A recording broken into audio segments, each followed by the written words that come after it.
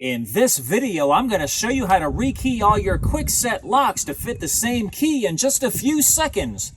This is Rudy from the Home Improvement channel with another video showing you how to fix things around the house. If you're a subscribed member to my community, then welcome back. If you're new to this channel, consider clicking that subscribe button below. And if this video was helpful for you, please click that like button. So without further ado, let's dive right in.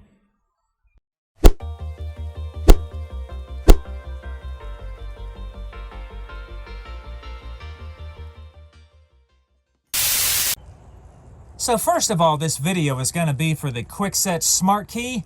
You can identify the Smartkey because it has this little hole right here to accept the Smartkey tool that looks just like this. Alright, you're going to need that tool, and you're also going to need an extra set of randomly cut keys that don't currently fit your house.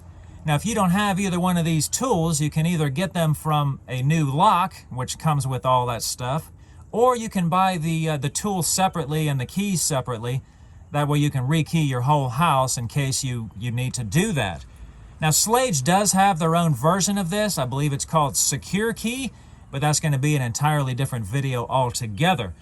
All right, so to do this, you want to start with the lock in the locked position, no matter which style lock you have. Now insert your current key, which is the one that does fit, and turn it 90 degrees, and insert the Smartkey tool here. The instructions say to insert it all the way to the end of this ridge right here, but I find that that actually is not necessary. You kind of hear a click when it's in there.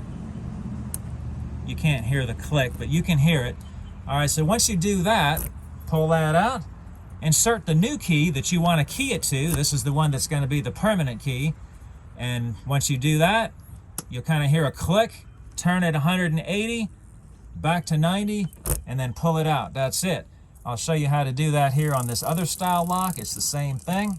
All right, so same as before, you're going to want to start in the locked position. This one, the hole is on the opposite side. And by the way, check the description below for a link to those tools if you don't know where to get them from. There'll be a link there. All right, so the lock is locked. Insert the current key, turn it clockwise. Now you're not going to be able to see this because it's on the bottom, but insert the tool,